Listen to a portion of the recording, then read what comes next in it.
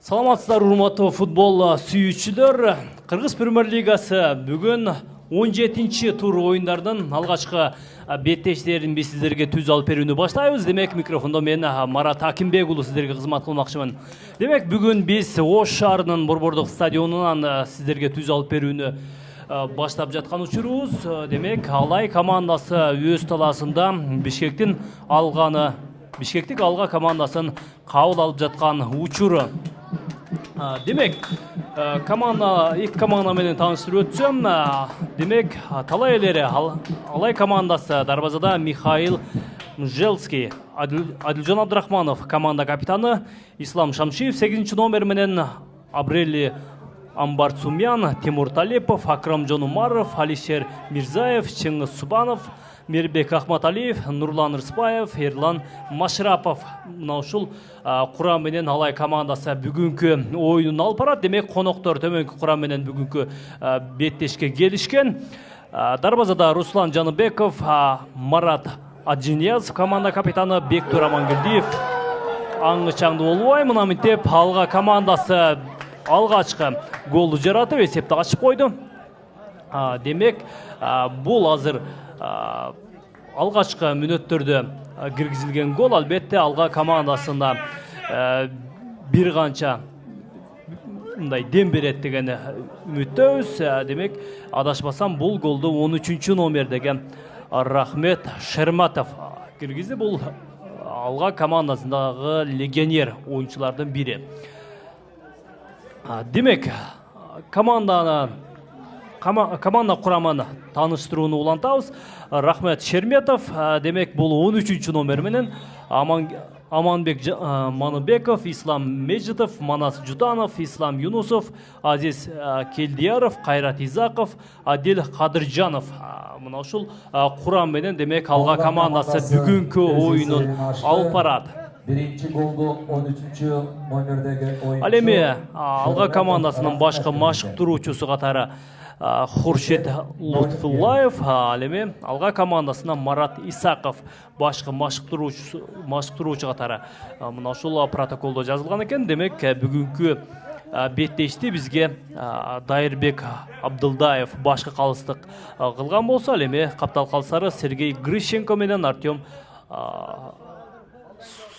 Скопенцев бүгүн каптал калыстык милдет аткарат. Демек, Алай командасынан дагы быйылкы мына ушул күзгү сезондо бир топ өзгөрүүлөр бар. Ал өзгөрүүлөрдү албетте оюндун жүрүшүндө сиздер менен кенен тааныштырып, албетте оюнчулардын артыкчылыктарын дагы биз сиздерге белгилеп өтмөкчүбүз. Демек, топ менен Чыңгыз Субанов азыр Адилжан Абдрахмановго, Адилжан команда капитаны азыр ортоңку бөлүктөн, демек, Тимур Талипов азыр сол канатка узаткан болчу. Азыр коргоочулар түз эле чабуул бөлүгүнө топту узата салышкан. Анткени менен, албетте, Алга коргоочулары оңой олтоң өткөрүп жибере бербейт. Анткени мына ушул команда дагы учурунда өлкө чемпиондугун утуп, бир топ тажрыйбалуу оюнчулар бар экендигин биз жакшы билебиз. Демек, бүгүнкү оюнда татыктуу каршылык болот дагы. Демек, биз эки командадан тең кызыктуу оюн көрөбүз деген үмүттөбүз. Демек, Алга командасынын дагы бир чабуулу. Бул учурдан албетте Алай коргоочулары топту кайтарууга жетишти. Бул Акрамжон Умаров болчу. Топту ортоңку бөлүккө жүктөгөн, бирок ортоңку бөлүктө мына мынтип Алга оюнчулары алып койгон. Бул жерден дагы бир Чыңгыз Субанов мына мынтип эми топту оюнга кошот дагы. Акрамжон Умаров сол канатта азыр 22-чи номердеги оюнчу. Бул Алай оюнчусу. Мына мынтип алдыга топту жеткире салган. Анткени менен, албетте, Алай кантип кирип баруунун айламалын көрүп жаткан маалда мына мынтип алдыга топту узата салды. Ал учурда мына мынтип эми 17-чи номердеги Алишер Мирзаев топко жетип барууга ашыккан жок. Алишер Мирзаев коңшу Өзбекстандан келген легионер оюнчу. Бул оюнчу, албетте, быйылкы сезондо мына күзгү сезондо премьер лиганын жарым тең жарымы тагыраагы 14 тур оюнда демек Алай командасынын чабуул бөлүгүндө оюн алып барат. Бул оюнчунун да азыр башкы машыктыруучу катары Бакыт Маматов кароодон өткөрүп, албетте оюндарга түшүрүп өздөрүнүн ушул тандаган оюнчунун дараметин сынап жаткан учуру, албетте азыр алдыдагы оюндарда, алдыдагы турларда бул оюнчунун дагы тажрыйбасын байкап, талдап көрүүгө мүмкүнчүлүк бар. Азыр Адилжан Абдрахмановго жакшы мүмкүнчүлүк чыккан болчу. Бул учурдан албетте эреже бузуу бар экендигин башкы калыс Дайырбек Абдуллаев белгилеп өттү да, бул жерден стандарттык абал белгиленүүдө.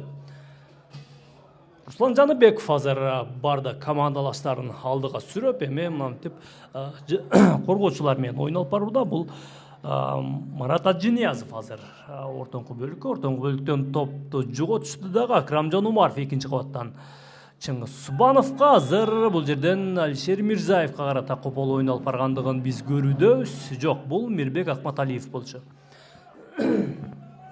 Мирбек Акматалиев албетте Алай командасынын чабуул бөлүгүндөгү эң көзгө басар тажрыйбалуу оюнчулардын бири. Бул оюнчу өткөн турларда, албетте тагыраагы 14-турда бул оюнчу мыкты, ушул жалпы оюндардын мыкты оюнчусу катары таанылган. Демек стандарттык абал Тимур Талепов азыр эмне кылат? Дайырбек Абдуллаев азыр алганын коргоочуларына тиешелүү түшүндүрмөлөрдү берди дагы. Эми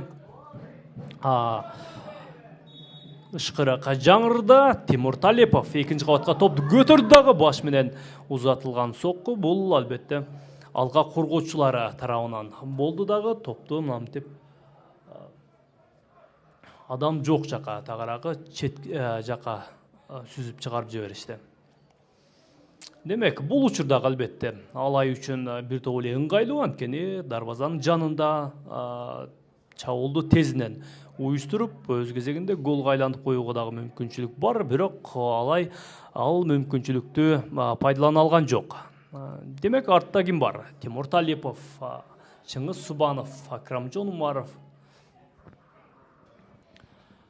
Азыр сол канатка топ жеткирди дагы. Азыр ортоңку бөлүккө, андан ары кайрадан сол канатка дарбазага сокку жана бир топ эле бийик кеткендигин көрүүдөбүз. Бул алыскы бурчтукка узатылган сокку болчу. Бул Абрелли Амбарцумян сокку жолдоп көргөн. Бул Абрелли Еревандан келген легионер оюнчу. Дал ушул оюнчу дагы жайкы трансферде ушул Алайдын курамына келип кошулган экен. Бул оюнчу албетте Алайдын сол канаттагы чабуулчусу катары оюн алып барууда. Демек, мына ушул учурдан дагы бир катачылыкка жол берди дагы. Мирбек Акматалиев азыр ортоңку бөлүккө топ жүктөгөн. Бул жерде офсайд абалы бар экендигин каптал калысы бизге эскертип өттү. Демек, бул жерден эми топту албетте алга оюнчулары оюнга кошот. Руслан Жаныбеков азыр чабуулчуларга топту узата салган болчу. Бирок бул жерде албетте Алайдын 4 коргоочусу бар. 4 коргоочудан тең өттү. Бул чабуулчу, бирок андан ары өнөктөштөрүнө топ жеткирип бере алган жок. Бул жерден албетте бурчтан чыгарып берүү орун алат. Бул албетте Азиз Келдияров болчу, 25 номерден. Мен алыстан бир аз номеринен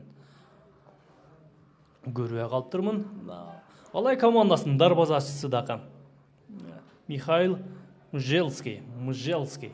Бул Россиядан келген легионер оюнчу. Демек, бурчтан чыгарып берүү анчейин жакшы эмес. Бирок дагы бир сокку узатууга мүмкүнчүлүк бар. Сокку узатылды, дагы бир сокку. Бирок мынтип коргоочулар албетте кайтарууга жетишти. Мирбек Акматалиев андан ары чабуулууланчы керек болчу. Бирок Мирбекке албетте топ тактамай жетип барган жок албетте. Андан ары алга оюнчулар тездик менен каршы чабуулга өтүүнү көздөп жатат. Бирок мына ушул каршы чабуулдун демин суутуп, коргоочулар албетте артыраак менен ойноону чечкен. Албетте алга командасы шашпаса болот, анткени эсепти алдыга чыгып алышты. Алгачкы мүнөттөрдө эле гол жаратып, мынтип эми 1 гол жаратып, эсепти 1-0 жеткирип коюшкан.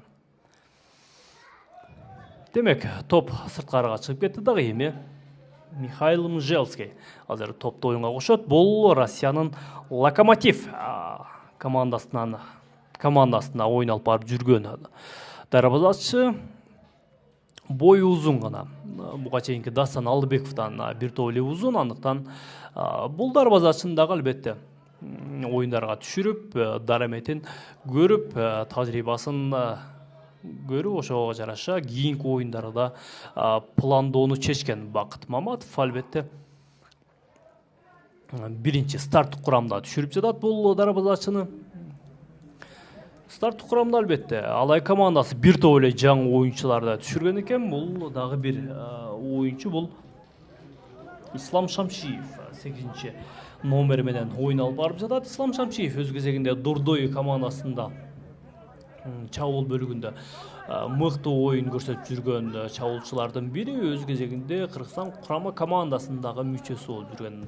Андыктан Ислам Шамшиев албетте бир топ эле тажрыйбалуу оюнчулардан экендигин жалпы футбол күйөрмандар албетте жакшы билет.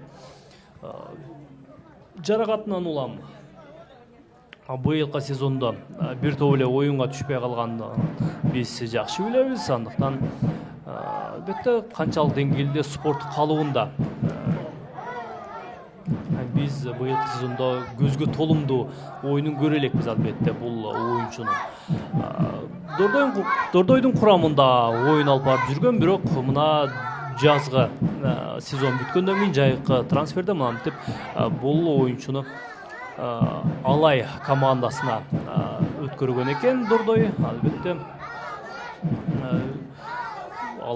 Алай командасында дагы мыкты оюндарды көрсөтөт деген үмүтүбүз бар. Демек, Тимур Талипов азыр Адилжан Абдрахманов менен Адилжан кайрадан алдырака Абрелли эмне кылат? Жок, топту узатууда коргоочулар топту алып калды дагы, андан ары алдыга жүктөгөн болчу. Бул жакта Акрамжан Умаров бар.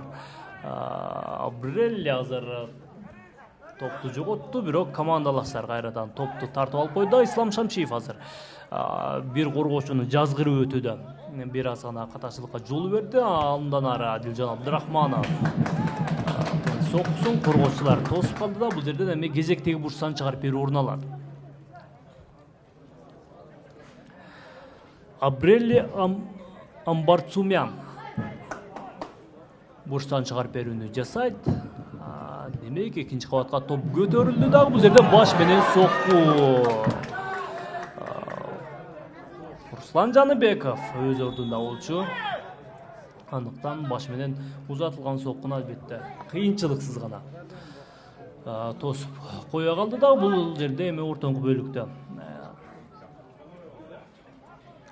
эки оюнчу кагылышып кеткен экен. Бул 22-чи номердеги Алай оюнчусу менен бул менимче алгадагы биринчи голдун автору бул Рахмет Шерметов.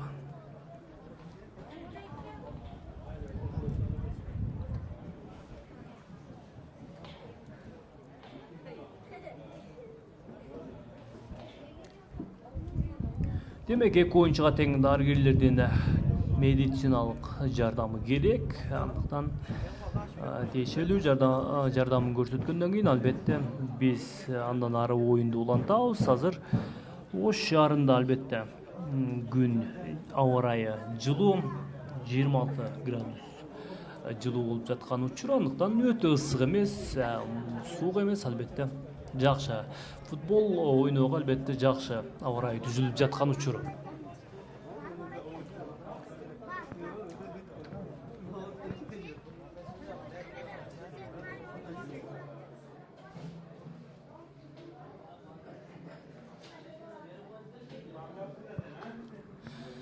Демек кезектеги стандарт кабал бул албетте алганын пайдасына. Манас Жутанов азыр алдырака топту узаткан, андан ары ортоңку бөлүктөн азыр 14 номердеги бул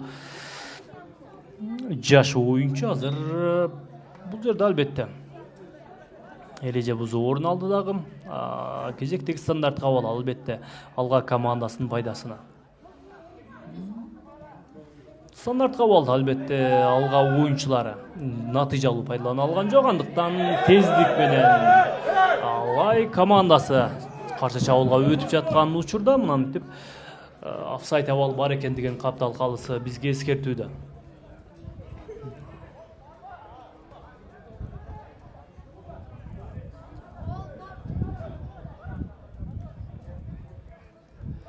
Алга оюнчулары азыр шашпастан гана өздөрүнүн тактикалык жүрүштөрүн секиндик менен ишке ашырып жаткан учуру, албетте ал учурда Алай оюнчулары эсепти теңөөгө шашып жаткан учуру. Акрамжан Умаров азыр Чыңгыз Субанов андан ары Абрелли бул учурда топту узатууда катачылыкка жол берди дагы. Андан ары Алай алга оюнчулары тездик менен чабуулга барат. Оң канаттан уюштурулган чабуул азыр эмне менен жыйынтыкталат? Дарбазага сокку. Бул 24 номердеги Ислам Юсупов болчу. Ислам Юсупов албетте жакшы алыскы бурчка топту жолдогон, бирок бир аз гана тактамай, тактык жетишкен жок бул оюнчуга. Эгерде эле дарбазага түз барып калганда биз экинчи голду дагы көрүп калуубуз толук мүмкүн болчу.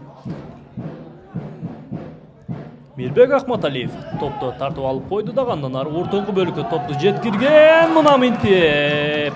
Мына минтип эң сонун, эң жакын, голго жакын учурду мынантип пайдаланган жок. Бул Рыспаев болчу, Нурлан Рыспаев. Бул оюнчу дагы Алайдын катарына жаңы гана келип кошулган. Бул күзгү сезондо бул оюнчу буга чейин Академия лидерде, адашпасам Академия лидерде ойноп жүргөн оюнчулардын бири. Рыспаевга албетте абдан сонун мүмкүнчүлүк жаралган болчу. Дээрлик дарбазачы менен бирге бир чыккан. Азыр дагы бир чабуул уланат дагы. Бул учурдан кандай пайдалана алат? Жок. Коргоочулар топту кайтарууга жетишти дагы. Бул учурдан Акрамжан Умаров топту кайтара алды. Андан ары алга оюнчулары бул 13 номердеги Рахмет Шерметов азыр жок. Топту тартып алып койду дагы. Адилжан Абдрахманов алдырака. Мирбек Ахматалиев эмне кылат? Жок. Топко жетип бара алган жок. Мирбек Ахматалиев Абрелли кайрадан Ахматалиевке.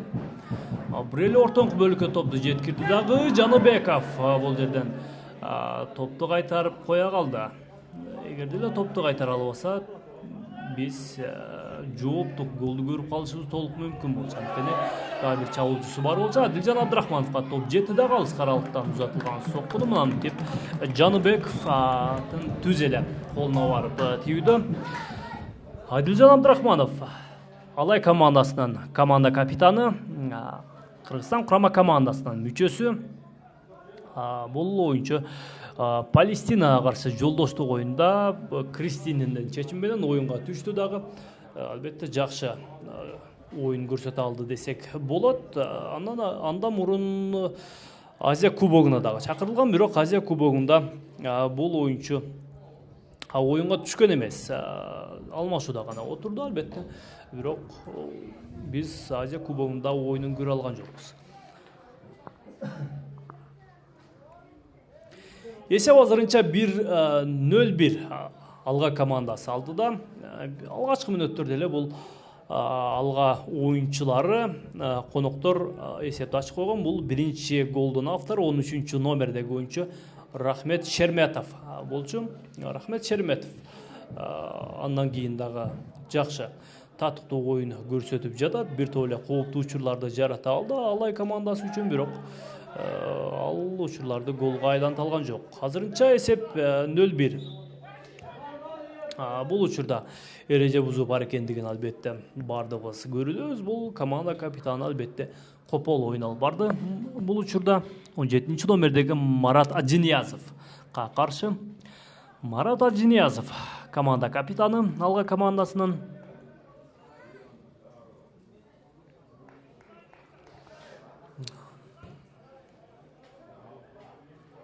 Ажиниязов артыракка, анан ары ортоң бөлүккө команда эме оң канат менен чабуул уландууну чечкен, анан ары оң канат менен тездик менен албетте чабуул уланууда.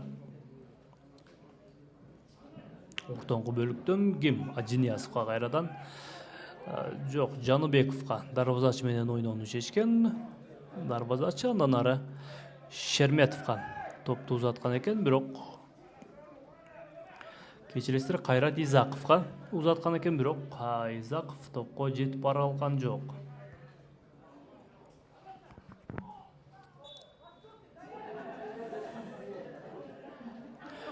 Бул учурдан дагы бир эреже бузуу орун алгандыгын көрүбүз. Бул алга оюнчусу албетте кол менен уруп жиберген экен. Андан ары Ислам Шамшиев азыр ортоңку бөлүктөн Алай командасына ортоңку жарым коргоочулук милдет аткарып жатат.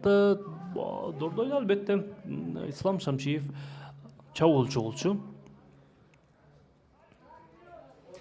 Демек, Алайдын албетте ортоңку жарым коргоочулар албетте бир топ эле тажрыйбалуу оюнчулардан куралыптыр. Бул Адилжан Абдрахманов, Ислам Шамшиев, андан ары четке оң канатта Апрелли мына жаңы оюнчу, андан ары Чыңгыз Субанов да калдыраак чыгып ойноп жатат.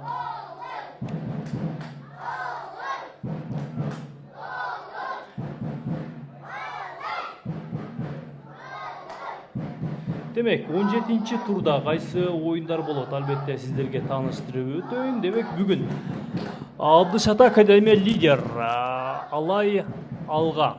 Эртеңки оюндарда демек Нефчи Карабалта, Илбирс, Дордой оюндарын сиздер көрө аласыздар. Ал оюндарды Кыргыз Спорт ТВ YouTube каналынан түз ободо көрсөңүздөр болот. Андан ары ТМЖ телеканалынан дагы түз эфирде көрө аласыздар. Эми 18-нчи турда демек Абдышата Карабалта, Алай Академия лидер, Алга Дордой, Илбирс, Нефчи оюндар болот. Ал учурда мынантип дагы бир чабуул, ортоңку бөлүккө топ узатылабы? Жок, коргоочулар топту кайтарууга жетишти. Нурлан Рыспаев азыр экинчи мүмкүнчүлүктү колдон чыгарууда. Эми мынантип алга оюнчулары тездик менен чабуулга өтүп жаткан учуру. Азыр оң канаттан чабуул уланат. Азыр эмне кылат? Ортоңку бөлүккө топ жеткирилди. Бирок албетте коргоочулар өз ордунда болчу. Адилжан Абдрахманов алдыракка Апрелли топко жеткен жок. Эми албетте алга оюнчулары топту сырткарга теп жиберди дагы. Эми бул жерден оюнду албетте талай элери баштап берет.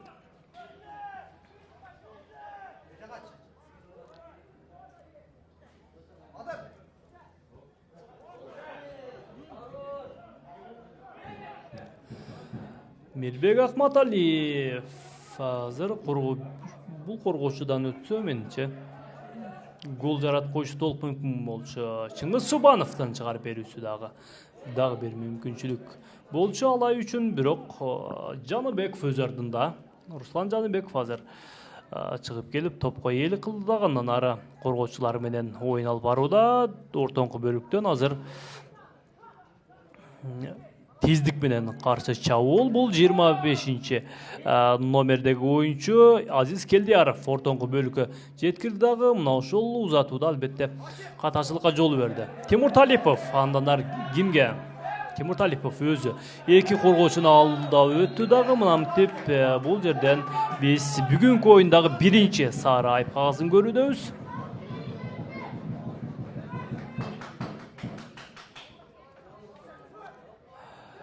Жаш оюнчу бул 14-номердеги ойынчысы Сарайып Қағаз көрсөтүлдү. Бул бүгүнкү оюндагы биринчи Сарайып Қағаз, албетте бир толе копол ойногондугун биз көрдүк. Тимур Талиповдун бутунан жаракат алып калган экен. Дарыгерден тиешелүү медициналык жардамдан кийин албетте бул oyunçunu oyununu улантат деп күтүп калабыз. Тимур Талипов коңшу Өзбекстандан келген легионер oyuncu. Бул Тимур Талипов быйылкы сезондун башында Алайдын курамына келип кошулган. Демек, алганын башкы машыктыруусуна дагы Сарайып Кагаз көрсөтүлүүдө.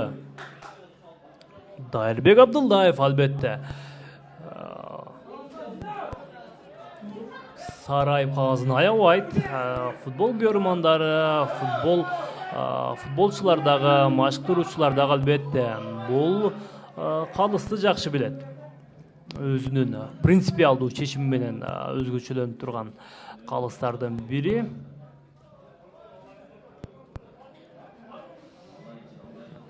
Андыктан мынтип эми биринчи бөлүктө алгага 2 Сарайып Кагаз менен Сарайып Кагазын көрсөтүлүп жатат. Демек, стандарт кабал.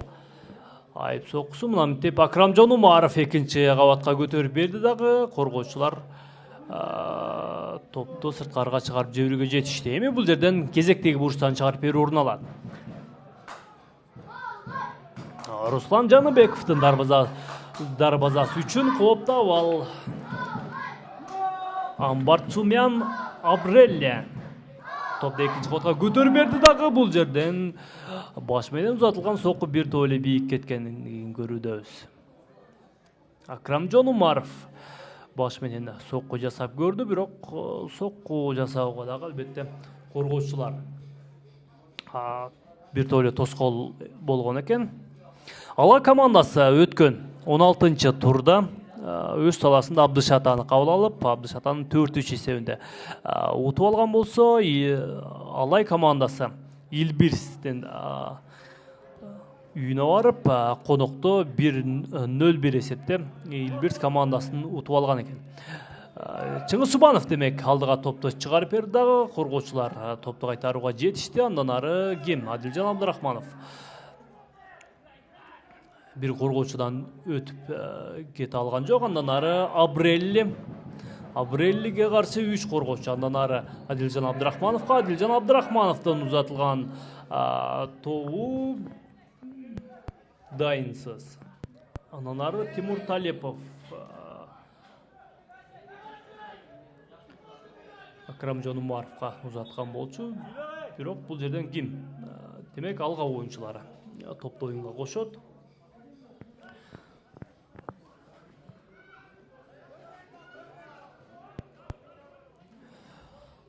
Турнирлик жадыбалда бир рет сиздерге эскертип өтөйүн. Бул турнирлик жадыбалда Алай командасы 40 упай менен биринчи орунда бараткандыгын эскертип маалымат үчүн айтып өтүшүбүз керек. Ал эми экинчиден Дордой командасы 35 упай менен, Абдышата 3-чү орунда 24 упай менен, Алга командасы 4-чү орунда 22 упай менен, Нефть командасы 5-чи орунда 22 упай менен, Илбирс 20 упай менен 6-чы орунда, ал эми 7-чиде 10 упай менен Карабалта, Академия лидерде 8 гана упай бар.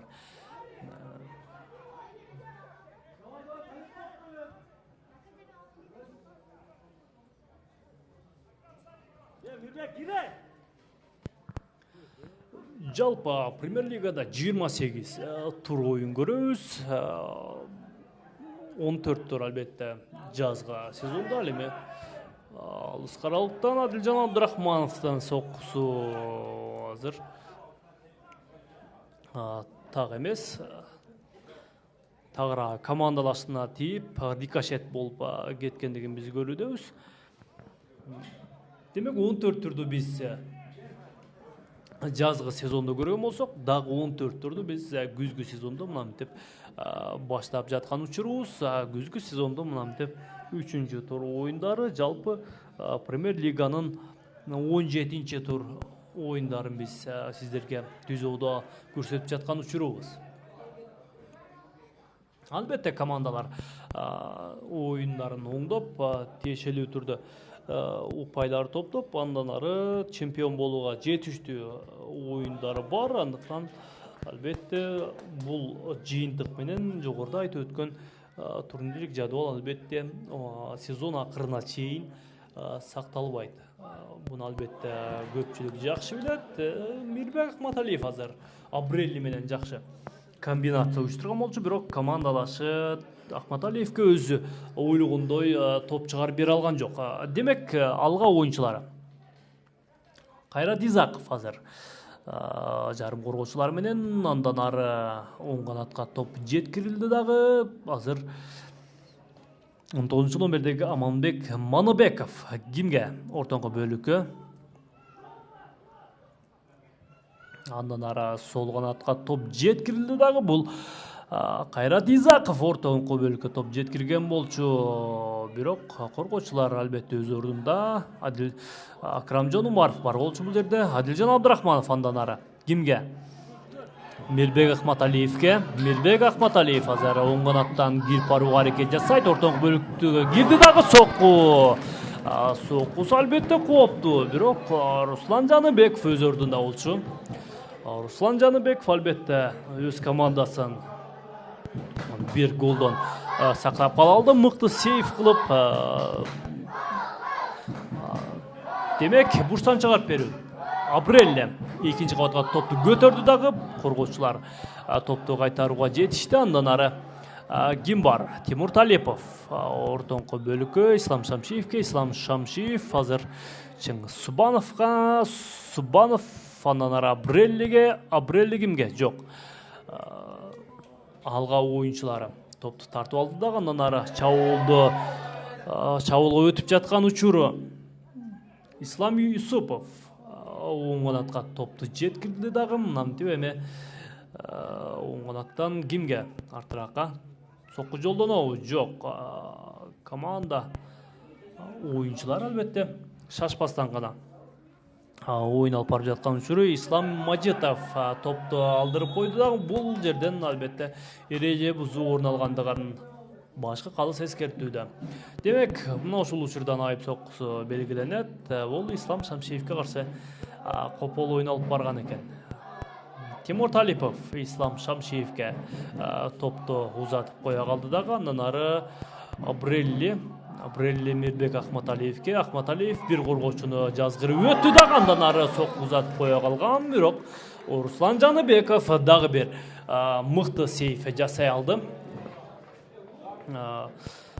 Мирбек Акматалиев алыска бурчтукка узатылган соккусу бир топ эле кубаттуу чыккан болчу. Бул жерден эми кезектеги бурчтан чыгарып берүү орун алат. Экинчи кабатка көтөрүлгөн топ бул Манас Жутанов топту кайтарууга жетишти. Эми андан ары топту жогото элек алай оюнчулары бул учурдан офсайд абалы бар экендигин каптал калысы бизге эскертүүдө. Демек, Руслан Жаныбеков азыр топту оюнга кошот. Азырынча эсеп 0-1. Алга командасы алгачкы мүнөттөрдө бир гол жаратып, коноктор алдыга чыгып алышкан. Демек, мына ушул темпте оюнун улантып, оюн акырына чейин албетте мыкты коргоно алган болсо, демек конокто өздөрүнө керектүү болгон 3 упайга ээлик кылат дагы. Андан ары турнирлик жадыбалдагы өз ордунун бекемдеп алат. Бирок албетте талай элери ага жол береби? Албетте жол бериши кыйын, анткени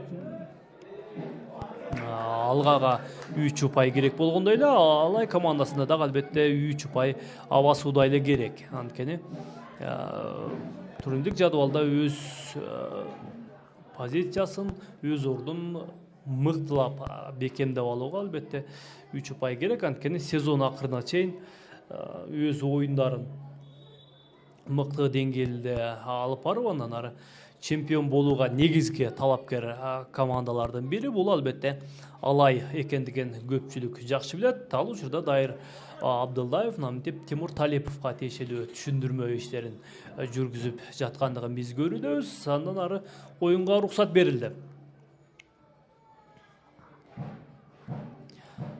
Адилжан Абдрахманов 2 коргоочуну жазгырып өтө алды да, андан ары кимге? Уун канатка. Бул жерде Абрелли бар болчу, бирок Абрелли ортоңку бөлүккө келип алган экен. Чыңгыз Субанов азыр ким менен ортоңку бөлүккө топту жеткирди дагы. Бул жерден коргоочулар топту кайтарууга жетишти. Андан ары Барцумян Абрелли Мирбек Ахматалиевке. Ахматалиев азыр ортоңку бөлүккө Тимур Талиповго. Тимур Талипов бир коргоочун жазгырып өттү дагы, сокку узатып көргөн, бирок бул сокку алга коргоочулардын колуна тийгендигин башка каласы бизге колун жаңсап көрсөтүүдө дагы. Бул жерден эми айып сокку белгиленет. Албетте алга коргоочулар деле атайлап кол менен ойногон жок. Албетте тулку бою менен топту тосууда. Мына ушул узатылган сокку колуна тийип кеткендигин башка калас эскертүүдө. Эгер деле атайлап кол менен ойносо, биз башка калас тарабынан кызыл айып кагазын же сары айып кагазы көрсөтүлүшү толук мүмкүн болчу. Демек, айып соккусун ким тебет? Тимур Талипов же Акрамжон Умаров? Азыр 2 оюнчу тебүүгө даярданууда. Же Ислам Шамшиев? Жок, Ислам Шамшиев азыр Акрамжон Умаровго өзүнүн насатын берип өтүүдө. Дагы Акрамжон Умаровдун соккусу кубаттуу, бирок бир аз гана тактык жетишкен жок Акрамжон Умаровго. Акрамжон Умаров өз кезегинде курама команданын дагы мүчөсү болуп жүргөн. Бул оюнчу башка мамлекеттерде дагы албетте легионер оюнчу катары ойноп жүргөн. Тагыраагы акыркы легионер катары оюнун бул Белоруссиянын клубтарында ойноп жүргөндүгүн биз жакшы билебиз. Андан ары мынантип Алай командасына 2 жыл болду келип кошулганына. Быйылкы сезонду аягына чыгарган болсо, демек 3 жыл катары менен бул оюнчу Алайда ойун алып барган болот. Андан ары дагы бир Алайдын чабуулу Мирбек Ахматалиев. Андан ары Абрелли кайрадан Ахматалиевке. Ахматалиев 2-чи коргоочуну жазгырып өтүүдө топту жоготту дагы. Андан ары бул жерден Чыңгыз Субанов топту оюнга кошот. Субанов кимге? Абреллиге, бирок бул жерден коргооч 2 оюнчу калышып кеткендигин көрүүдөбүз.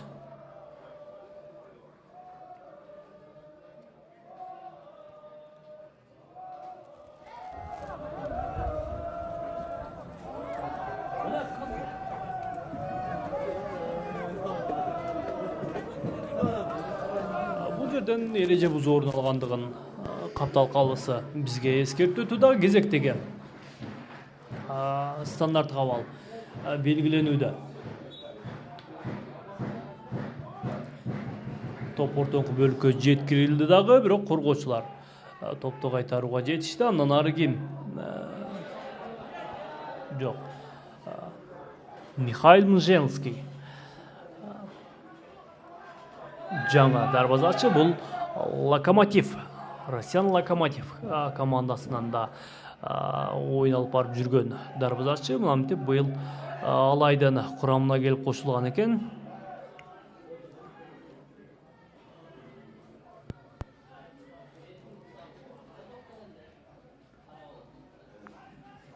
Андан ары алга оюнчулары түз эле чабуулчуларга топ узатылды дагы. Бул жерден Тимур Талипов бар болчу. Тимур Талипов азыр топко биринчи жетип барып, андан ары өзүнүн чабуулчуларына Абреллиге топту узатты. Абрелли азыр эмне кылат? Бир коргоочуну жазгырып өтү дагы ортоңку бөлүктөн мынантип чалып жыгыткандыгын биз көрүүдөбүз. Демек, Дайырбек Абдуллаев эреже бузуу бар экендигин ескертип өттү. Бул албетте каптал калысынын көмөгү менен бул жерден эреже бузуу барбы? Албетте. Каптал калысынын көмөгү менен бул жерден кезектеги айып соккуну белгилеп жатат. Демек, бул учурдагы албетте Алай командасынын ыңгайлуу учур.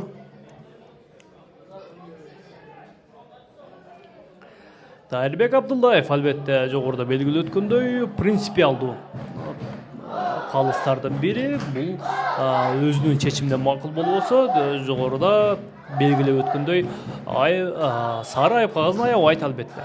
Тимур Талиповдон узатылган соккусун коргоочулар кайтарууга жетишти дагы. Андан ары кайрадан топ менен Тимур Талипов бир коргоочуну жазгырып өтүүдө. Мына минтип дагы бир эреже бузуу орун алгандыгын көрүүдөбүз.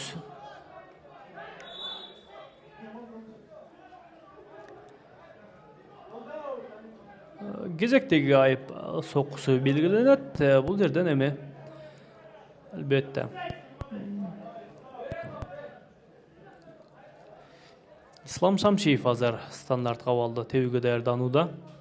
Жок, кайрадан Тимур Талипов.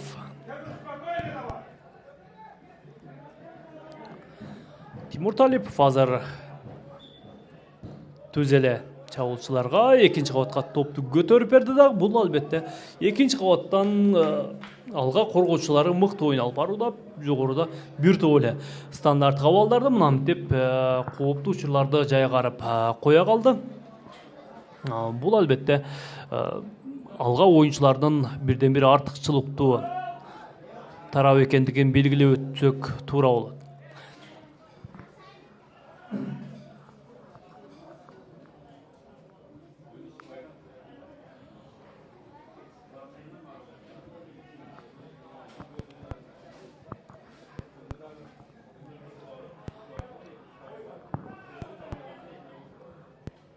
Азырынча эсеп 0-1. Алга оюнчулары алгачкы мүнөттөрдөн бир гол жаратып, эсепти алдыга чыгып алган.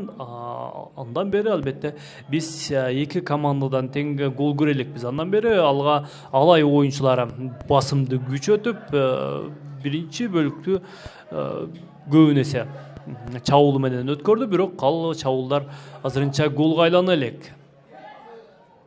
Чыңгыз Субанов азыр оң канаттан кирип баруусу. Бул учурдан коргоочулар албетте топту кайтарууга жетишти. Бул Ислам Мажитов болчу. Андан ары Амбарсумяр Абрелли. Уртан чыгарып берүүнү жасоодо. Экинчи кабатка топ көтөрүп берди дагы. Адилжан Абдырахмановдон соккусун Руслан Жаныбеков. Жок, бул Акрамжан Умаров болчу. Экинчи рет баш менен узатылган соккусун Руслан Жаныбеков кайтарууга жетишти. Руслан Жаныбеков албетте бүгүнкү оюнда өз командасына бир топ эле пайдасы тийип жаткандыгын биз көрүүдөбүз.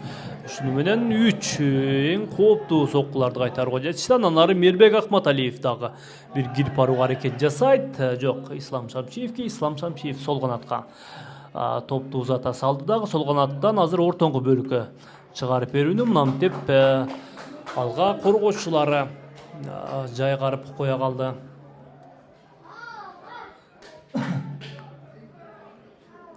Алыктан сокку. Бул жакта эч ким жок болчу азыр.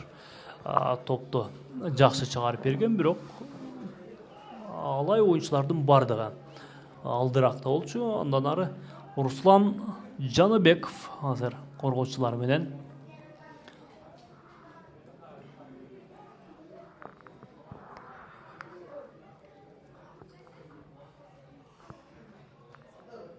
Адилжан Абдырахманов Чыңгыз Субановго, Чыңгыз Субанов Абреллиге. Абрелли кимге? Абрелли бир эки коргоочуну жазгырып өтө алды дагы. Андан ары үчүнчү коргоочуну жазгырып өттү. Андан ары Узатылган топко командалаштары өз кезегинде жетип бара алган жок. Бул жерде Ислам Шамшиев бар болчу. Ислам Шамшиев албетте биз жогоруда белгилеп өткөндөй, жаракатынан кийин бул оюнчу менимче мыкты спорттук калыбына келе элек. Анткени Дордойдо дагы оюнун жаракаттан кийинки оюнун биз көзгө толумдуу оюнун көргөн жокпуз. Жаракатынан кийинки оюндарын албетте биз мына мынтип Алайда көрүүдөбүз. Алайдын курамында Алай командасынын дагы бир чабуулу Мирбек Ахматалиев Абрелли эки коргоочуну жазгырып өтө алды да, андан ары Адилжан Абдрахманов эмне кылат? Кайрадан Абрелли ушул учурдан топ узатууда катачылыкка жол берди дагы, мына мынтип ал катачылыкты алга оюнчулар дагы пайдалана алган жок. Талаада эки топ эреже бузуу бар экендигин башка калыс эскертүүдө. Бул учурдан дагы бир стандартка абал белгиленет. Тимур Талипов азыр башка калыстын ышкырыгы жок эле оюнду баштап жиберди дагы. Бул жерден эми кайрадан стандартка абал белгиленет. Биз биринчи бөлүктү жыйынтыктап жатабыз. Биринчи бөлүккө калыстар тобу 2 мүнөт гана кошуп берди. Демек 2 мүнөттө биз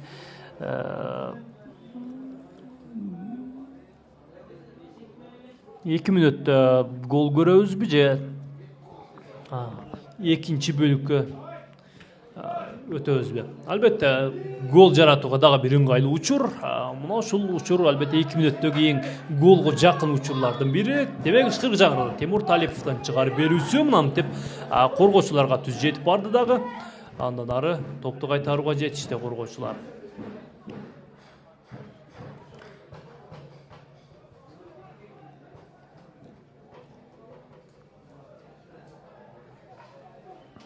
Руслан Жаныбеков азыр түз эле чабуулчуларга топту узатып коя калды.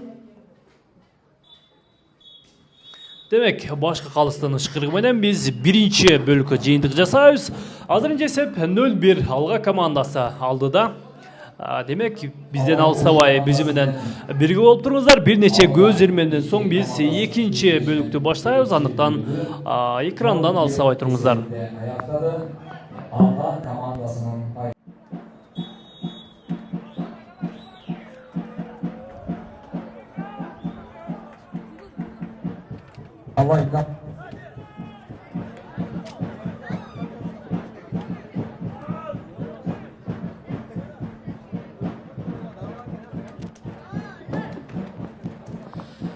Демек биз Алай алга командасыларынын беттешинин экинчи бөлүгүн баштайбыз. Биринчи бөлүктө алга командасы бир гол киргизип, мына мынтип эми Алай командасынан алдыга чыгып алган. Ал учурда Алайдын дагы бир чабуулу Адилжан Абдрахманов ортоң бөлүккө топту жеткирип берди дагы. Бул учурдан Инкум Келвин баш менен сокку жолдоп көргөн болчу, бирок мына ушул учурдан жаңы гана оюнга түшкөн Инкум Келвин бир аз жаракат алып калган экен. Ал учурда алганын эки коргоочусуна жаракат алып калгандыгын көрүүдөбүз. Демек бул оюнчуларга дарыгердин көмөгү керек. Мен алыс каралыктан эки оюнчунун тең номерин так көрө албай калыптырмын. Ким экендигин азырынча сиздерге тактап бере албайм. Демек биринчи оюнчу бул 73 номердеги Кайрат Изаков болчу. Демек Кайрат Изаков бутуна туруп оюнду уланталарын билдирип жатат. Демек экинчи оюнчу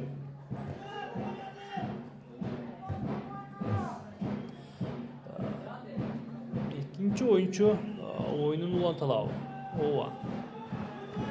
Оюнун уланталарын билдирди дагы. Бул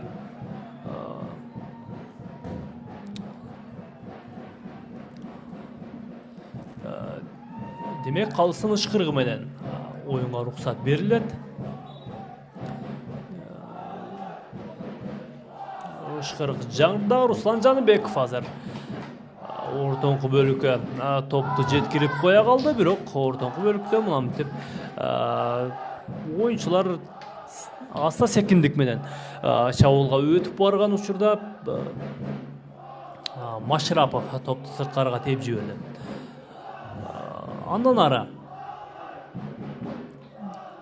Рахмет Шерметов топту оюнга кошот. Бул биринчи голдун автору. Азыр экинчи кабатка топту көтөрүп берди дагы. Бул жерден Тимур Талепов топту кайтарууга жетишти.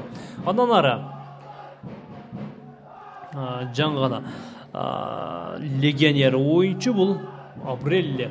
Тимур Талеповго кайрадан Абреллиге азыр ортоңку бөлүккө Инкум Келвинге топ узатылган болчу. Инкум Келвин андан ары топту өнөктөшүнө өткөрүп бере алган эмес. Демек, Алай командасы алмаштырды. 17 номерде ойнап жаткан Мирзаев Алишердин ордуна 28 номерде оюнчу Инкум Келвин оюнга кирди. Бул жерден эми Руслан Жаныбеков топту оюнга кошот. Инкум Келвин мына экинчи бөлүктө 17 номердеги легионер оюнчу Алишер Мирзаевдин ордуна оюнга түшкөндүгүн биз көрүбүз. Демек, Алай командасы бүгүнкү беттештеги биринчи алмашуусун жасады. Бул жерден эми кезектеги эреже бузуу бар экен деген каптал калысы бизге эскертүүдө. Машраповго каршы копол оюн алып барган. Андан ары Чыңгыз Субанов алдыга Абреллиге. Абреллинин соккусу мына мынтип коргоочулар кайтарууга жетишти дагы бир кирип барууга аракет жасайт. Бул Чыңгыз Субанов. Андан ары артырака ким бул? Жок, топ сырткарыга чыгып кетти дагы. Бул жерден эми алга оюнчулары топту оюнга кошот.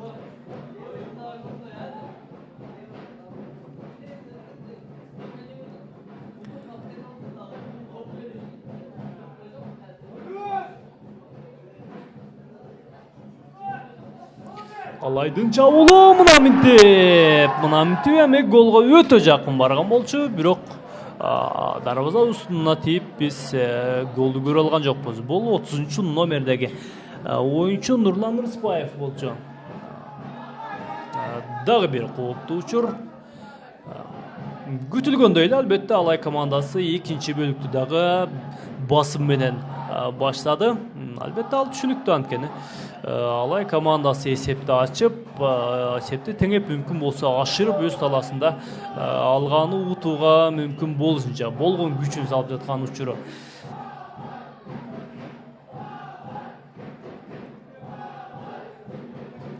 Демек, бурчтан чыгарып берүү орун алат.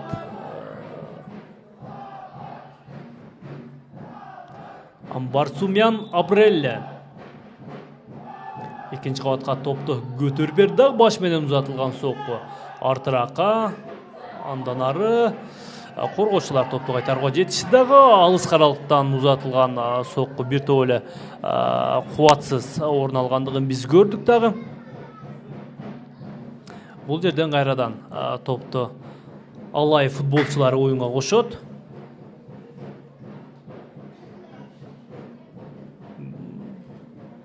Адилжан Абдрахманов топ үчүн күрөштө жаракат алып калган экен. Бул жерден эми команданын дарыгерлери тиешелүү жардамын берет дагы. Андан ары команда капитаны оюнун улантышы керек. Анткени албетте ортоңку бөлүктө бир топ тажрыйбалуу оюнчу оюн алып барып жаткан бул Адилжан Абдрахманов экендигин жалпы футбол көрөрмандары дагы жакшы билет. Демек, Чыңгыз Субанов түз эле аябаянчага топту ыргыта салды дагы. Бул жерден эми коргоочулар өз мезгилинде жетип келип топту кайтарууга жетишти. Андан ары чабуулууланабы? Жок, бул жерден Адилжан Абдрахманов топко биринчи жетип келди. Андан ары Мирбек Акматалиевке. Акматалиев бир коргоочуну жазгырып өтү, экини жазгырып өтү дагы. Андан ары сокку узатылабы? Жок, кайрадан Адилжанга. Адилжан Абдрахманов ийилип берүүсүн мынтип коргоочулар жетип келди. Андан ары бул жерден эмне болот? Жок, пенальти белгилеген жок. Башка калыс Нурлан Ырысбаев жакшы кирип барган болчу, бирок сокку узатууда коргоочулар чалып жыгыткан. Руслан Жаныбеков азыр бош калган командалаштарын издеп жаткан учуру. Жутанов андан ары кимге сол канатка топ узатууда катачылыкка жол берди. Абрелли азыр топ менен бир коргоочуну жазгырып өтүүдө катачылыкка жол берди. Андан ары бул катачылыкты Чыңгыз Субанов түзөп кетти. Андан ары Абрелли эмне кылат? Алыс каралыктан сокку, дагы бир сокку мына мынтип голго айланууда. Жок, бул жерден офсайд абалы бар экендигин каптал калысы эскертти дагы бизге. Демек, Алай командасынын бул жооптук голун биз эсепке албайбыз.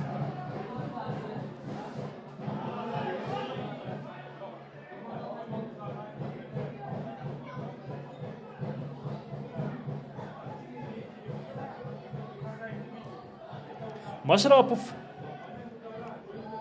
алдыга топту узаткан болчу, бирок командалаштары андан ары чабуулду уланып кете алган жок. Андан ары Эрлан Машрапов дагы бир топту оюнга кошот дагы. Бул жерден эреже бузуу жок экендигин башкы калыс эскертүүдө. Андан ары Тимур Талипов Машраповго Умаровго, Акрамжон Умаров эмне кылат? Кайрадан Машраповго. Эрлан Машрапов азыр алдырака. Мирбек Ахматалиев, Адилжан Абдрахманов менен. Адилжан Абдрахманов азыр жакшы кирип барууга аракет кылды, бирок коргоочулар топту сырткарыга чыгарып жибергендигин биз көрүүдөбүз. Андан ары топту жогото элек Алай оюнчулары. Ахматалиев чыгарып берүүгө болгон аракети жыйынтыксыз. Бул жерден эми бир бурчтан чыгарып берүү иштеп алды. Ахматалиев экинчи кабатка топту көтөрүп берди дагы баш менен узатылган сокку. Мына мынтип топ талашта коргоочулар албетте топту кайтарууга жетише алды. Бул абдан голго жакын учур болчу, бирок бул учурду дагы талай элери пайдаланып кете алган жок. 73 номердеги Кайрат Изаков мына ошол топ үчүн күрөштө жаракат алып калгандыгын биз көрүүдөбүз. Абдан бир кооптуу учур болчу алга үчүн, анткени өтө жакында учурдан Алай оюнчулары албетте гол жаратып коюшу толук мүмкүн эле. Анткени мындай башаламан учурда кичинекей гана алсыз сокку дагы эсепти өзгөртүп коюшу толук мүмкүн. Мындай учурда албетте алга оюнчулары жакшы түшүндү дагы. Ушул башаламан учурда топту алысыраак коопсуз жакка теп, ушундай кооптуу учурду жайгарып кое калды. Эми бул Кайрат Изаков оюнун уланталарын билдирди. Андан ары оюн уланат эми. Абрелли жок, Чыңгыз Субанов топту оюнга кошот.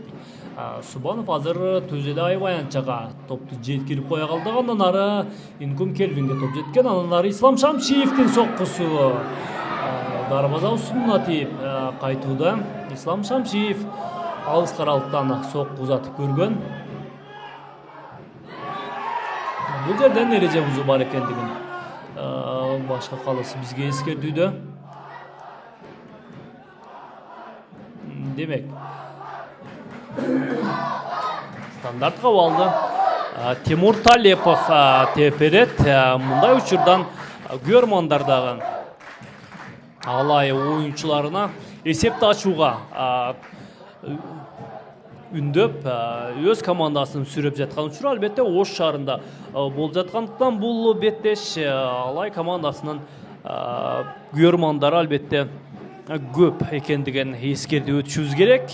Демек, ышкырык жаңырда Тимур Талипов экинчи кабатка топту көтөрдү дагы. Мына мынтип коргоочулар дагы бир кооптуу учурду жайгарып кое калды. Андан ары кимге жок. Бул жерден жаш оюнчулар топту сырткарга чыгарып жиберишти. Андан ары Тимур Талипов дагы бир чыгарып берүүсү, мына минтип дагы бир дарбаза устуна тийип кайтууда. Алай командасы албетте экинчи бөлүктү дагы басым менен өткөрүүдө, бирок бир топ соккулар азырынча голго айлана элек. Акрамжон Умаров азыр топко жетип келди. Андан ары Шамшиевке, Ислам Шамшиев кимге азыр түз эле ортоңку бөлүккө топту жеткирип кое калган болчу, бирок бул учурдан Алай оюнчулары топту жоготту дагы. Мына мынтип сол канаттан Рахмет Шерметов ортоңку бөлүккө топту жеткирип берген болчу, бирок командалашы албетте топко жетип барган жок. Бул жерден эми Алга командасы бүгүнкү оюндагы биринчи алмашууну жасайт. Бул 21 номердеги Ислам Мажидовдун ордуна 10 номердеги бул Арлен Шаршанбеков оюнга түштү. Демек Алга командасынын бүгүнкү оюндагы биринчи алмашуусу. 21 номерде ойноп жаткан Мажидов Исламдын ордуна 10 номердеги оюнчу Арлен Шаршанбеков оюнга кирди. Буштан чыгарып берүү азыр бир аз ийгиликсиз, бирок Алга оюнчулары албетте топту жогот элек. Шерметов азыр ортоңку бөлүккө, андан ары топту тактамай жеткирип бере алган жок. Бирок Руслан Жаныбеков албетте алдыракка чыгып келди дагы, топту кайтарууга жетишти. Бул учурда албетте офсайд абалы бар болчу. Анткени Алганын эки чабуулчусунун алдыга өтүп алган экен.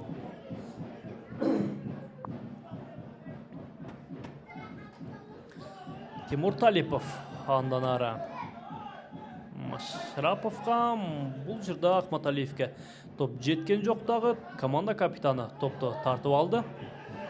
Адилжан Абдрахмановдун тездик менен уюштурулуп жаткан чабуулдары азырынча эсепти өзгөртө элек. Акматалиев, андан ары Машраповга жетти топ. Абреллиге топ узаткан болчу, бирок Абреллиге жеткен жок да. Бул жерден Шамшиев азыр топко ээлик кылып Абреллиге тактамай жеткирип бере койду, бирок Абреллинин узаткан тобу кимге экендиги белгисиз.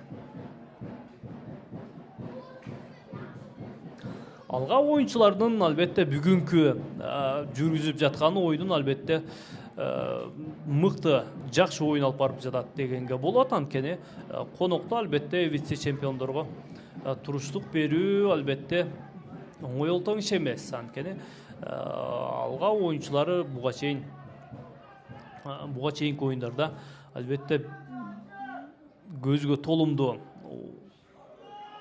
оюн өткөрө албай жүрүшкөн болчу, бирок конокто албетте кыргыз футболунда көбүнесе командалар коноктогу оюндарда мыкты оюн алып баруудан. Ошол эле Алай, Дордой мына мынтип бүгүнкү оюнда Алга командасындагы албетте коноктогу оюну жакшы жүрүп жаткандыгын биз көрүүдөбүз. Азырынча эсеп 0-1. Алга оюнчулары алгачкы биринчи бөлүктүн алгачкы мүнөттөрүндө эле гол жаратып кое калышкан дагы. Мына мынтип эми ошол бир гол менен оюнун уланып жатат. Демек Чыңгыз Субанов азыр топту оюнга кошот. Түз эле айбанчага жүктөлгөн топту коргоочулар кайтарууга жетишти дагы.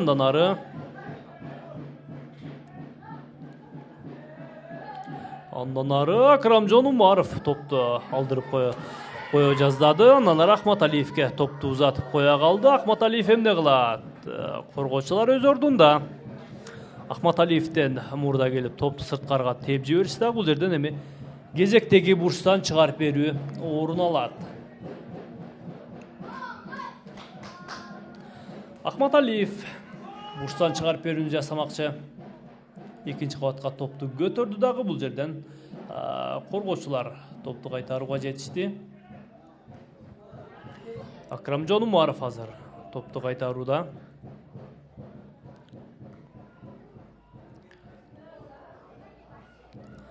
Адилжан Абдырахманов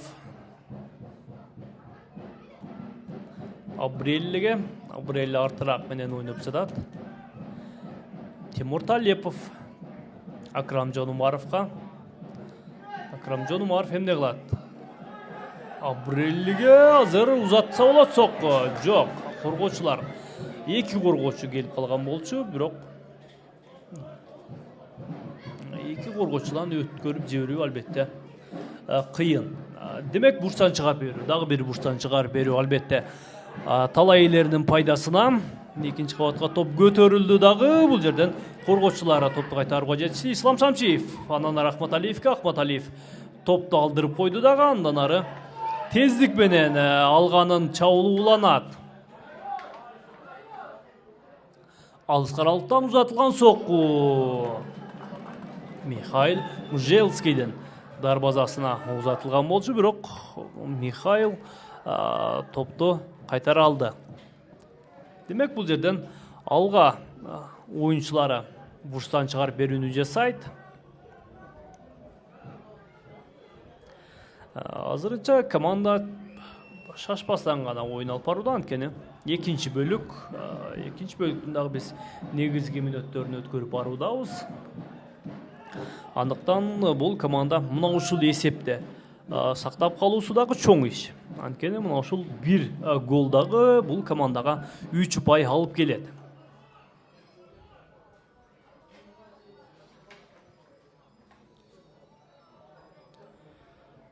Арлен Шаршенбеков жаңы гана оюнга чыккан футболчу, азыр бурчтан чыгарып берүүнү жасады дагы. Бул жерден командалашы топту сактап, андан ары дарбазага жолдоп кое алган жок.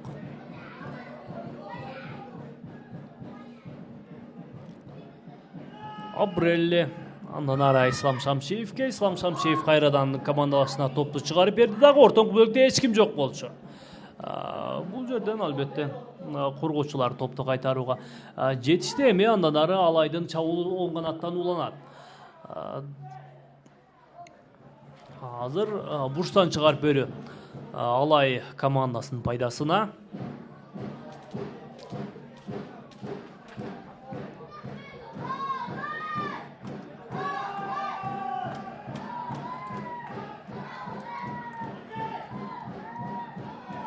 Алга коргоочулары жаракат алып алгандыгын көрүүдөбүз.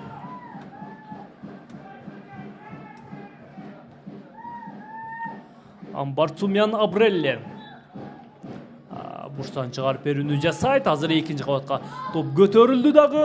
Адилжан Абдырахмановдун соккусун коргоочулар кайтарууга жетишти.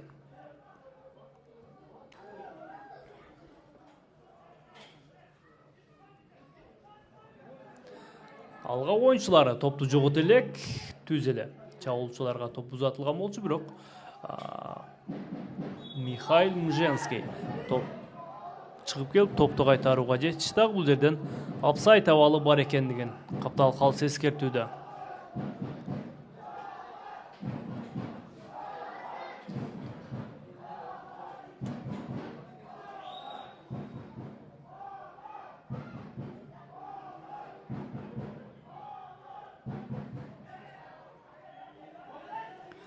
Чыңгыз Субанов, кечиресиздер, Машрапов экен. Бул жаш оюнчулардын бири. Бул Алайдын курамындагы коргонуу бөлүгүндөгү мыкты тез оюн жүргүзө алган оюнчуларды, футболчулардын бири.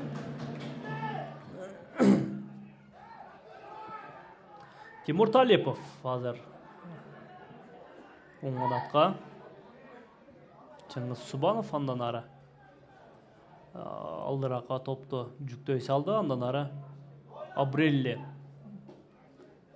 артыраакка, кайрадан Субановго. Субанов бир коргоочуну алдап өттү дагы. Ортоңку бөлүккө топту жеткирүүнү көздөгөн, бирок коргоочулар топту кайтара алды. Демек алыс каралыктан узатылган сокку бул чыгарып берүү болчу, бирок командалаштары топко жетип бара алган жок.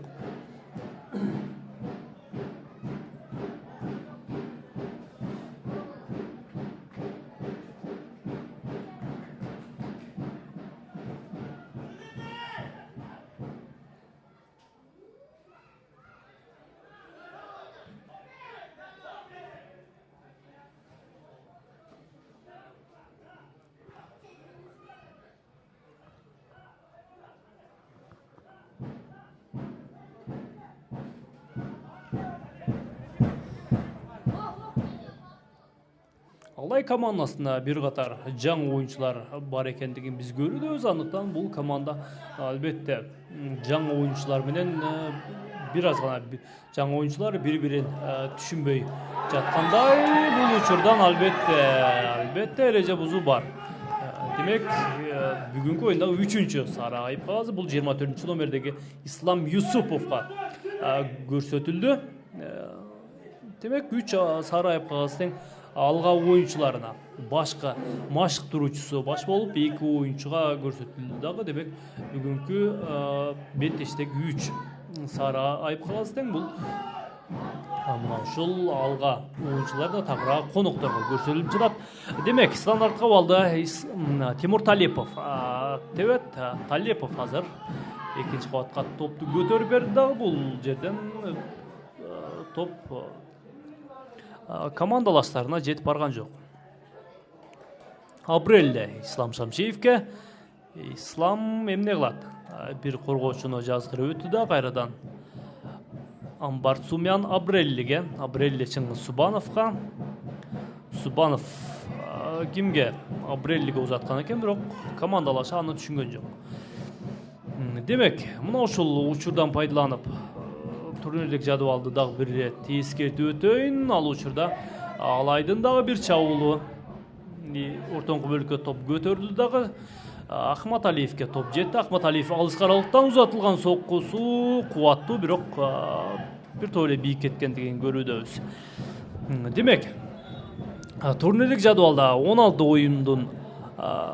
оюнда 40 упай менен Алай командасы алды да, 15 оюнда 35 упай менен бул Дордой командасы экинчиде.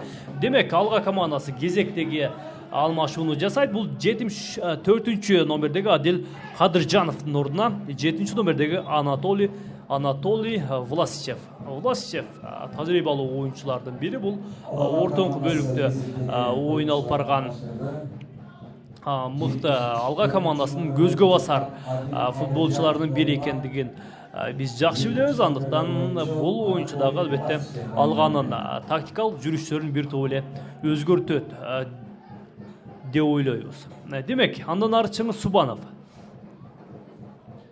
Топ менен Субанов азыр оң канатка узаткан болчу, бирок коргоочулар албетте топту кайтарууга үлгүрүп калган экен.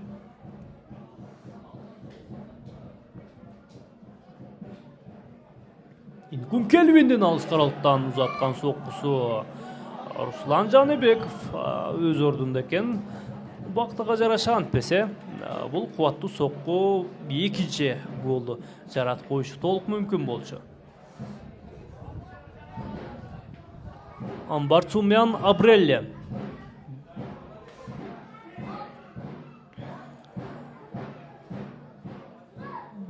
Тимур Талипов менен ойногон, бирок Талиповдун соккусу коргоочулар кайтара алды. Андан ары Михаилге. Дарбазачы азыр түзелек чабуулчуларга.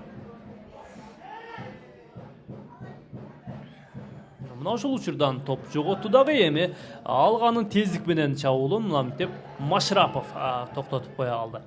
Машрапов эмне кылат? Жок, топту сырткарга чыгарып жиберди. Топту сактап кала алган жок.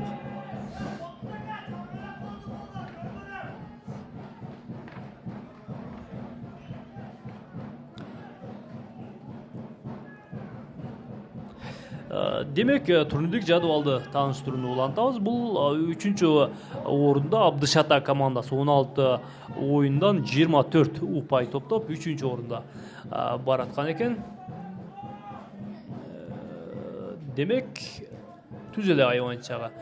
Топ жүктөлдү дагы эми алыс каралыктан узатылабы? Жок.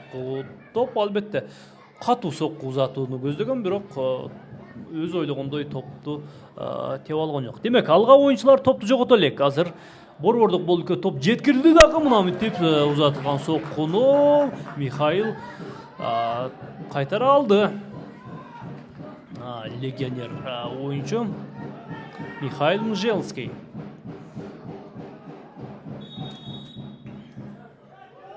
Бул жерден эми эреже бузуу орун алгандыгын башка калыс эскертүүдө.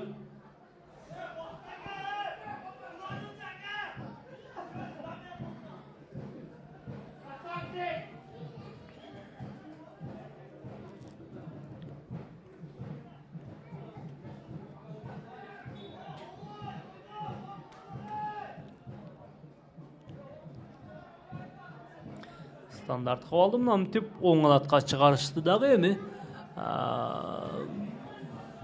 13 номердеги биринчи голдун автору азыр ортоңку бөлүккө топту жүктөгөн, бирок ортоңку бөлүктө эч ким жок болчу.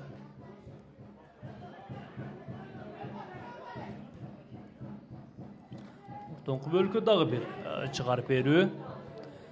Бул жерден Ислам Шамшиев топту кайтара алды дагы. Ортоңку бөлүктөн Абрелла топту кайрадан өзүнө алды дагы, эми оң канатка чыгарып берүүсү. Бул жерден жок. Бул чабуулчуга каршы эки оюнчу, эки коргоочу барган болчу, бирок эки коргоочудан бул Нурлан Рыспаевдин өтүп кетүүсү албетте ого эле кыйын болчу. Анткени бул коргоочулар дагы албетте оңой олтоң өткөрүп жиберүүчү коргоочулардан эмес.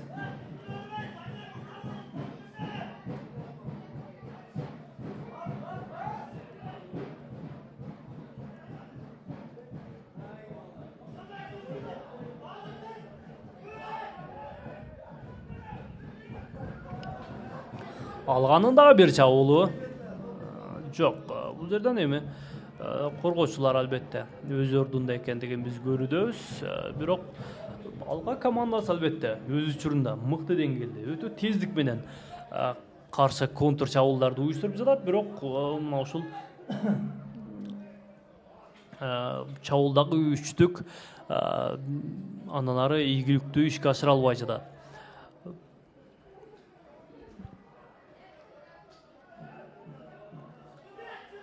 Биз мына ушундай жай учурдан пайдаланып турнирлик жадыбалды дагы бир эскертүүнү аягына чыгарып коеюн. Демек алга командасы бүгүнкү оюн алып барып жаткан алга командасы 16 оюнда 22 упай менен 4-чү орунда, Нефть командасы 22 упай менен голдор кемчилигинде бул 5-чи орунда, Илберс командасы 20 упай менен 6-да, Кара Балта 10 упай менен 7-чи орунда, эми Академия Лидер 8 упай менен акыркы 8-чи орунда бараткандыгын сиздерге маалымат үчүн айтып өтөйүн. Демек бул 17-чи, демек 16 турдун жыйынтыктары. Демек алдыда дагы оюндары бар. 28 упай көрөбүз, 28 тур оюн көрөбүз биз ушул сезондун аягына чейин. Андыктан бул турнирлик жадыбал албетте алдыда дала ирет өзгөрөрүн мен сиздерге эскертип өтөйүн. Азырынча эсеп 0-1. Командалар азырынча оюндун башындагы гол менен чектелишүүдө. Азырынча биз биринчи бөлүктө гана алганы да голун көрдүк. Бул биринчи голдун автору Рахмет Шерметов болгон болчу. Андан бери биз гол көрө элекпиз. Андан бери Алай командасы талай эле бир топ эле кооптуу учурлар жаратты дагы, бирок ал кооптуу учурлар гол болгон жок. Демек эсеп өзгөрө элек. Демек мына ушул учурдан дагы башкы калыс кандай чечим кабыл алат?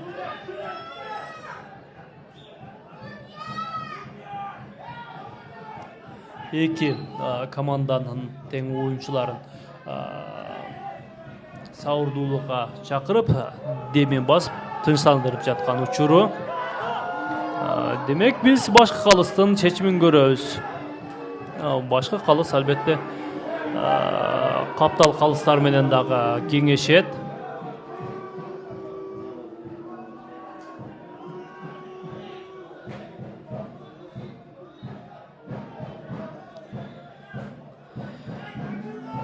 Мындай түшүнбөстүктөн албетте тынчтык жолу менен гана мына ушул башкы калыстын гана чечимин күтүшүбүз керек.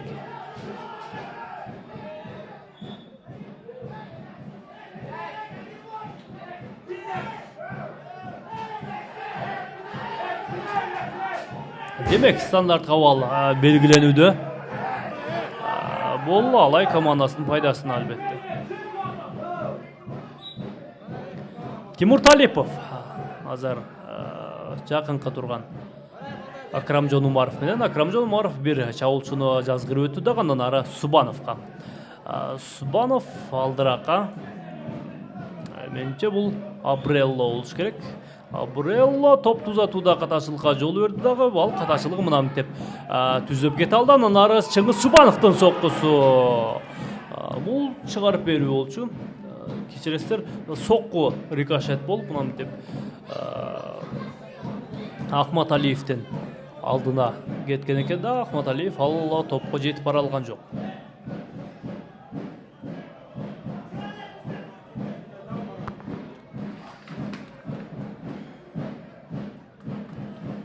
Аманбек Манубеков экраныңыздарда. Бул жаш оюнчу, бул дагы албетте динамикалуу оюн жүргүзө алган оюнчулардын бири. Мындай учурда Инкум Келвин келди дагы топту тартып алууга жетишти, бирок эки коргоочуну жазгырып өтүүдө. Мынантип коргоочулар 3-номердеги оюнчу Улукбек Рыскулов оюнга кирди. Ал учурда Алай командасы дагы бир алмашууну жасайт. Бул 3-номердеги Улукбек Рыскулов кирди. Бүгүнкү Алай командасынын экинчи алмашуусу. Демек, стандарттык абалда ким тебет? Жан Абдрахманов. Экинчи кабатка топту көтөрүп берди дагы, бул учурдан албетте коргоочулар топту кайтарууга жетишти. Улукбек Рыскулов Ислам Шамшиевдин ордуна кирген экен. Ислам Шамшиев алмашууга чыкты. Бул биринчи бөлүктө албетте жакшы оюн жүргүзө алды. Бул оюнчу дагы ал топ менен Алай оюнчулары мынтип бири-бирине топ узатууда катачылыкка жол берди дагы. Эми алганын тездик менен уюштуруп жаткан чабуул Машраповго топ жеткен болчу, бирок Машрапов катачылыкка жол берди дагы. Мынтип чабуулчулардын соккусу тактамай дарбазага жетип барган жок. Андан ары Муженский Михаил.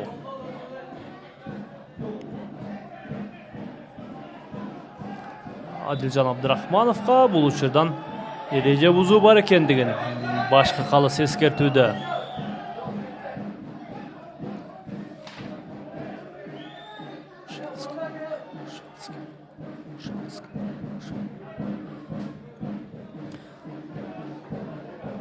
Оң канатка топ жеткирди дагы, андан ары алсыраак менен Власчев. Ортоңку бөлүккө, бирок мына ушул учурдан оюнчулар бири-бирине топ узатууда катачылыкка жол берди дагы, бирок топту жогото элек алга оюнчулары. Ортоңку бөлүккө чыгарып берүү. Михаил албетте өз учурунда топту ээлеп алууга жетишти. Андан ары Субанов. Инкум Келвин менен Инкум Келвин. Ортоңку бөлүккө, андан ары Улукбек Рыскуловго топ жеткирилди. Рыскулов Ахмат Алиевге. Ахмат Алиев жакшы кирип барууга аракетин көргөн болчу, бирок коргоочулар албетте кооптуу учурду жайгарып кое калды. Андан ары Тимур Талипов. Рыскулов мынтип топту жоготуп олдурат. Демек, дагы бир эреже бузуу. Бул албетте Алай командасының пайдасына. Адилжан Абдурахманов азыр оң канатка, андан ары кайрадан Адилжан Абдурахмановка ортоңку бөлүккө топ чыгарылган болчу. Бирок коргоочулары өз ордунда мындай учурда. Тимур Талипов Рыскуловка, Рыскулов кайрадан Талиповка узаткан экен. Талиповдун чыгарып берүүсү бир топ эле тактамай жетип барган жок.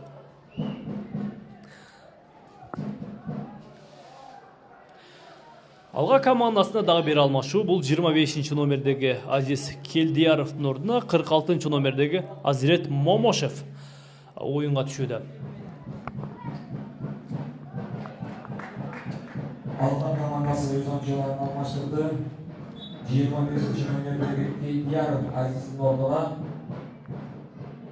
46-ші номерде оюнчу Азирет Момошев оюнга кирди.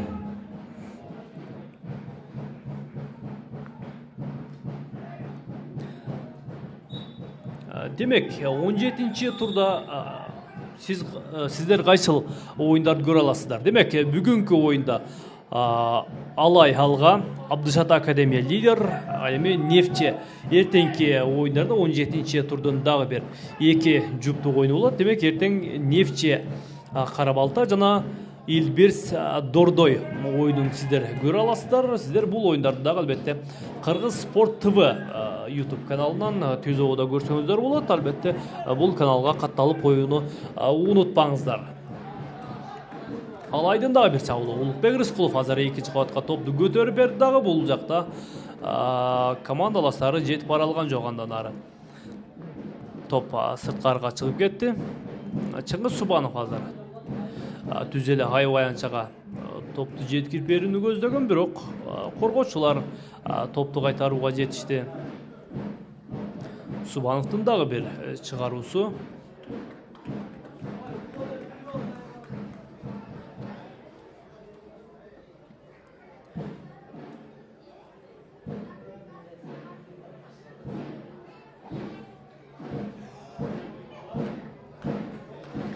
Улукбек Рыскулов бурчтан чыгарып берүүнү жасайт. Экинчи кабатка топ көтөрүлдү дагы. Бул жерден коргоочулар экинчи кабаттан мыкты ойун алып барууга жетишти. Андан ары Адилжан Абдурахмановдон соккусу түз эле Руслан Мажитовдон колуна барып түштү. Андан ары алганын тездик менен уюштурулган чабуулун мына деп Тимур Талипов кайтарууда.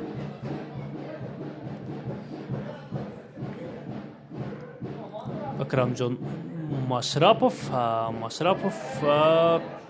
Ахмат Алиевке узаткан болчу, бирок Ахмат Алиевден узаткан тобу дарексиз. Андан ары Инкум Келвин.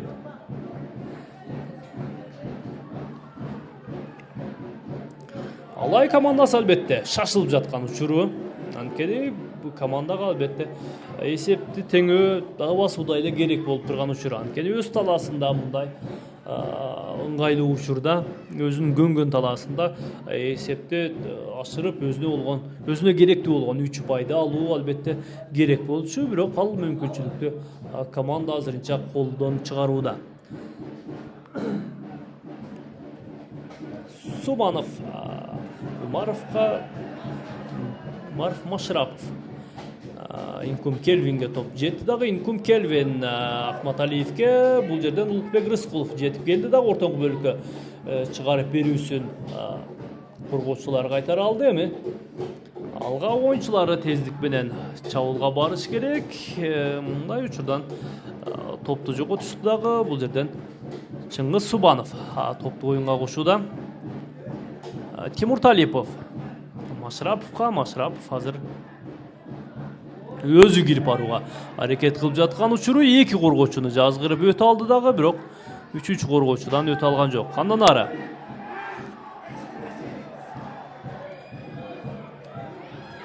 албетте экинчи бөлүктө алга оюнчулары көбүн эсе коргонууда оюн алып барууда. Оюнчулардын көпчүлүгү мынтип өздөрүнүн жарым аянтында оюн алып барууда. Антпесе дагы болбойт, анткени Алай командасы экинчи бөлүктү толук түрдө кожоюндугун көргөзүп, экинчи бөлүктө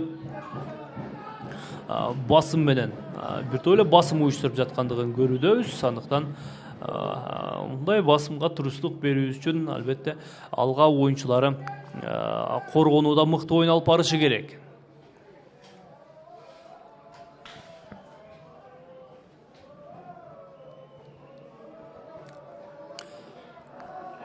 Демек 18-нчи тур менен мына ушундай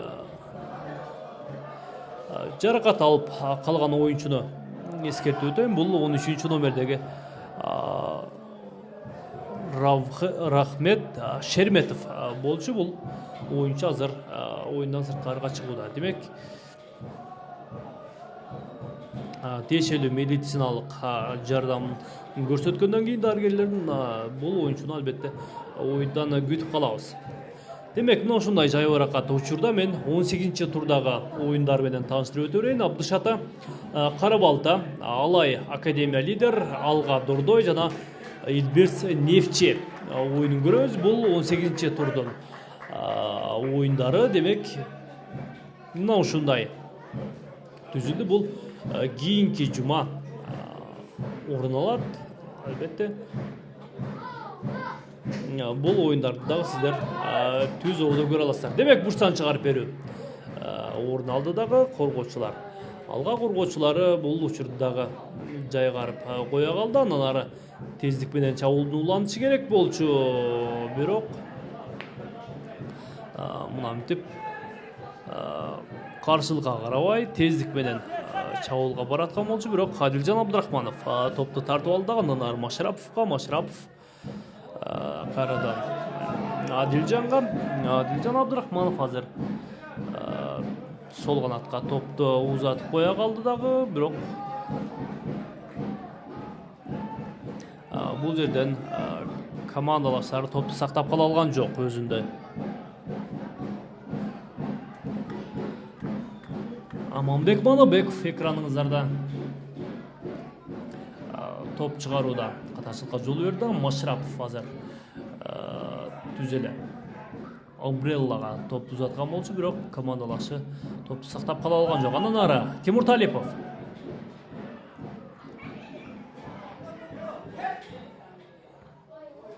Коргоочулар албетте мыкты оюн алып барууда.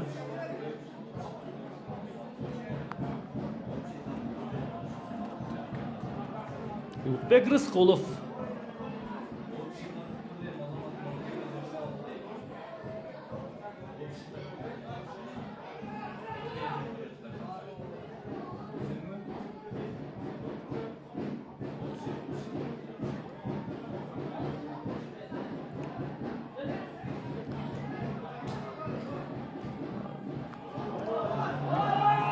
Алай командасынын дагы бир чабуулу Улукбек жок.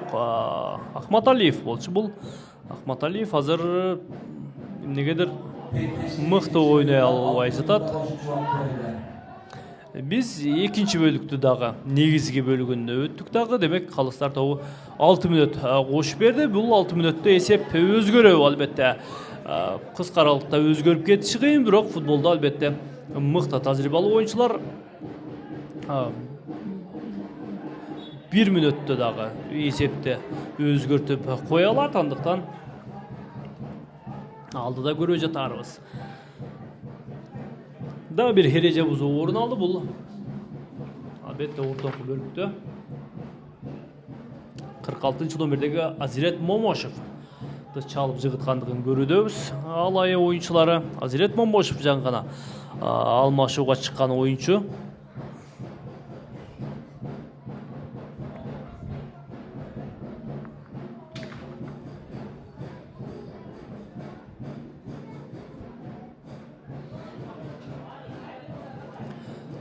Абдан ыңгайлуу учурда албетте алга оюнчулары пайдалана алган жок. Бул жерде албетте командалаштар жакын келип бири-бири менен көмөктөшүп оюн алып барса, менимче алга оюнчулар экинчи голду дагы жаратып койсо толук мүмкүн болчу.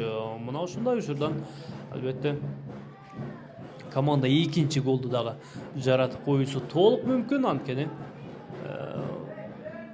бир гол жараткандан кийин алганын оюну бир топ эле ишенимдүү жүрүп жаткандыгын көрүүдөбүз.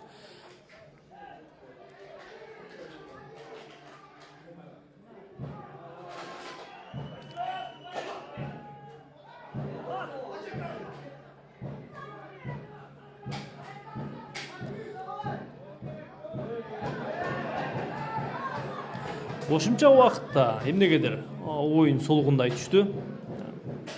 Анткени бул кошумча убакытта эсепти өзгөртүп жиберүү албетте кыйын, анткени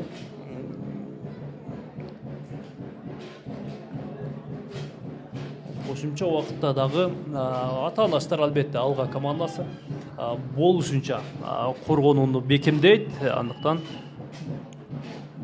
Алай командасы дагы мына ушул нерсени толук түшүнүп турат. Андыктан мына ушундай учурларда толук түрдө, толук курам менен чабуулга өтүп жатат. Мынтип стандарт кабалларда тездик менен баштап, тездик менен чабуулга өтүп, гол жаратып, андан ары эсепти өзгөртүүгө болгон аракетин көрүп жаткан маалы. Бирок албетте Алга оюнчулары толук курам менен мынтип коргонуу бөлүгүндө өзүнүн жарым аянтында коргонуп жатат. Албетте Алга үчүн мына ушул эсепти сактап калуу 3 упай алып келет.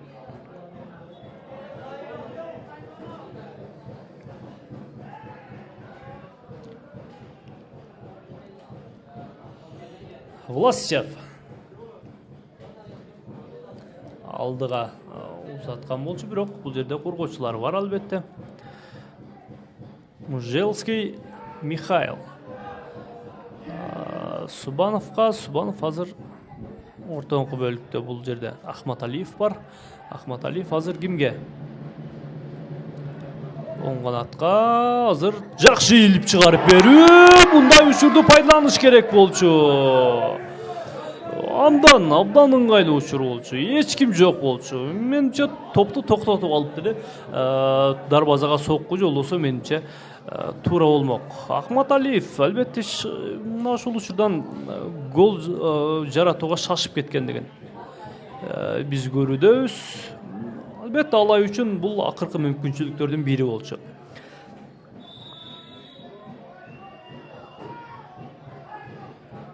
Оюнду жөнсүз созуп жатат деген кире менен мынтип эми дарбазачыга дагы бир сары айып кагазы көрсөтүлдү. Бул оюндагы 3-чү, кечирсе 4-чү сары айып кагазы. Бул дел сары айып кагаздарынын бардыгын мына ушул Алга командасы алды дагы. Биз акыркы мүнөттөрдү өткөрүп баруудабыз.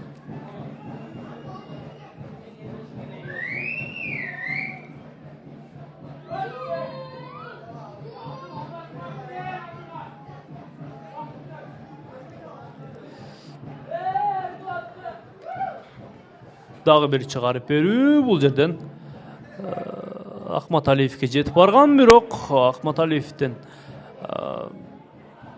бул чыгарып берүүнү ортоңку бөлүккө жасаган болчу, бирок командалаштары топту сактап кала алган жок. Андан ары Алганын чабуулун көрөбүз. Момошев азыр эки коргоочудан өтүп кетүүгө аракет кылган менен, бирок коргоочулар топту тартып алды дагы. Андан ары Абрелло жеткирип коя калды. Абрелло эмне кылат? Андан ары Ахматалиевке жок, бул жерде Акрамжон Умаров болчу. Офсайд абалында калып кеткен экен. Эки оюнчу тең офсайд абалында бар экендигин каптал калысы эскертти. Бул Инкум Келвин менен Акрамжон Умаров.